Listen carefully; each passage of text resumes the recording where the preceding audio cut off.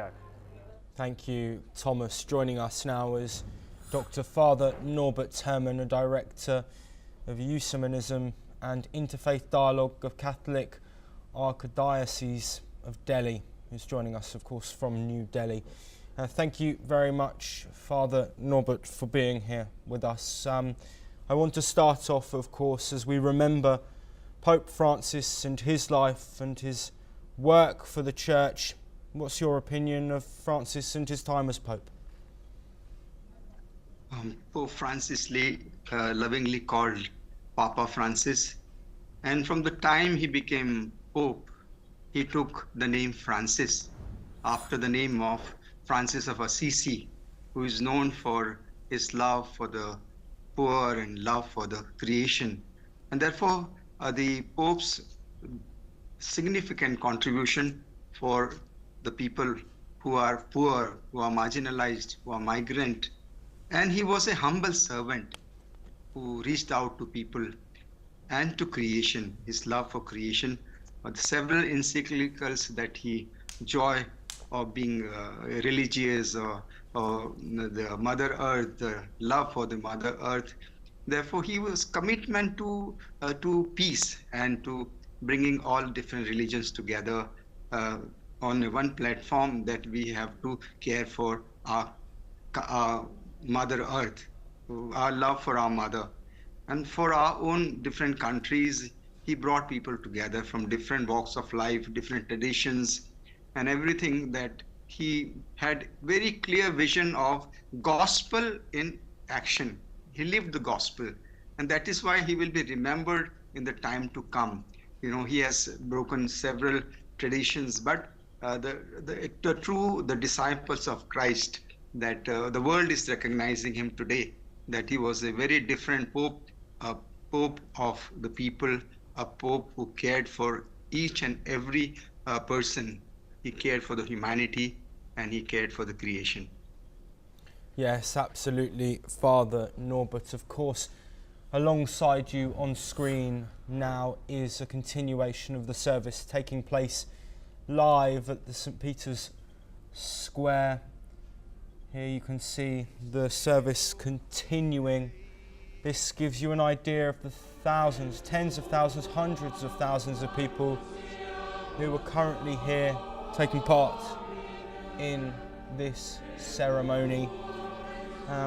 Father Norbert, I will come back to you as we continue these visuals and these live images from St. Peter's Square. We've seen world leaders from across the globe, and that's on sides where there may be current difficulty, discussions that are surrounding war, trade issues, but all of the world leaders coming together. What does that say about Pope Francis and his legacy? Yeah, it's definitely his legacy will continue, because he dealt with many issues of the world. He brought many leaders, and he was very true to his calling, that he has to say the truth as a prophet, as a head of the church, and the true disciple of Jesus Christ. That is, God gave him the blessing of being, entering into the eternity on the Easter Monday. So that is another God's grace, and the humanity is today recognizing Pope's contribution, and people relate to him in a very personal way, and as Jesus was relating, went around doing good for all. So that is Pope Francis' contribution. He will be remembered. His legacy will continue for the poorest of the poor. Absolutely, Father Norbert. Of course, we've just seen on screen an image there, a live image of Pope Francis's coffin. He's chosen a wooden, simple coffin, and also not being buried within the Vatican. What's the reason and significance behind both of those decisions? I beg your pardon, I didn't. In terms of Pope Francis choosing a wooden coffin, a plain wooden coffin, and choosing to be buried outside of the Vatican, two unlikely decisions that were made by Francis before his death. What's the reason and significance behind those decisions?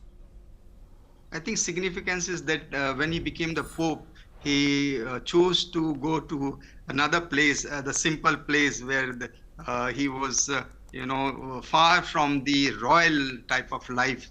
And that is one of the reasons that Pope must have decided to go in a very humble servant of God to that kind of, burial and simplicity of his life. Yes, absolutely. And of course, Pope Francis has been celebrated for his work on humanity. He's been coined as the Pope of the poor. Why was Pope Francis so focused on working with everyone within society, irrelevant of economic wealth or sexuality or religion?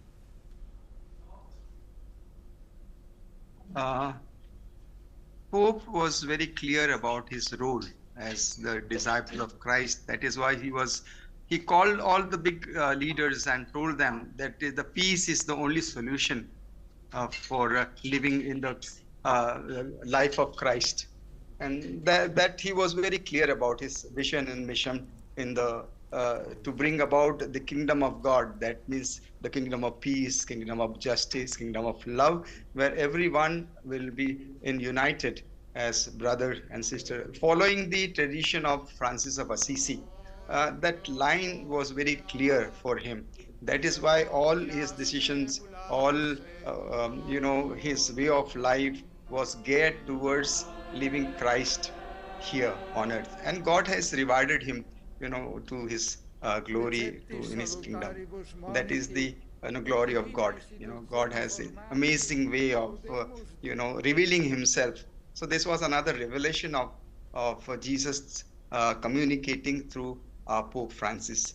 And we are so grateful to God for giving us such a beautiful Pope who has communicated so in simplicity, reaching out to everyone, especially to the poorest of the poor, marginalized, and all people who are in need.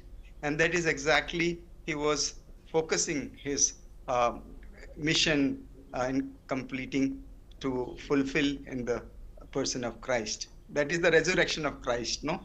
That is the God's glory on earth here. Yes, absolutely. Joining us now is Thomas Portier-Sanka and correspondent live from the newsroom as we continue to show you visuals of this service celebrating and mourning Pope Francis ahead of his burial. Thomas, thank you for being with us. We have, of course, seen Cardinal Giovanni Battista Re, who is now on screen throughout this service. What can you tell us about what's happened and what will be following what we're seeing now? Joshua, I actually want to pivot a little bit and bring you some breaking news. The White House has just released a statement.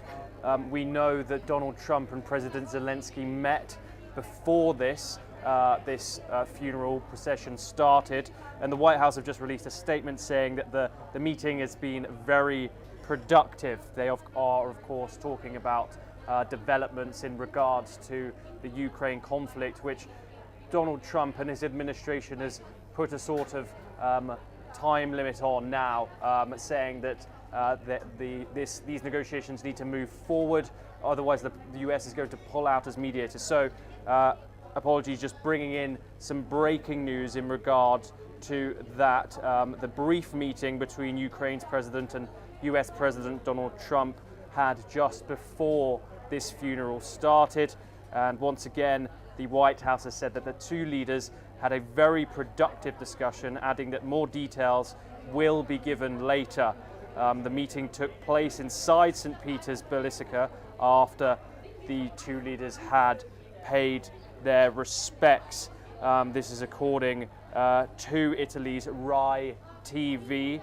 Thomas, I apologise to interrupt. I am going to cut you off. We are seeing in these live images now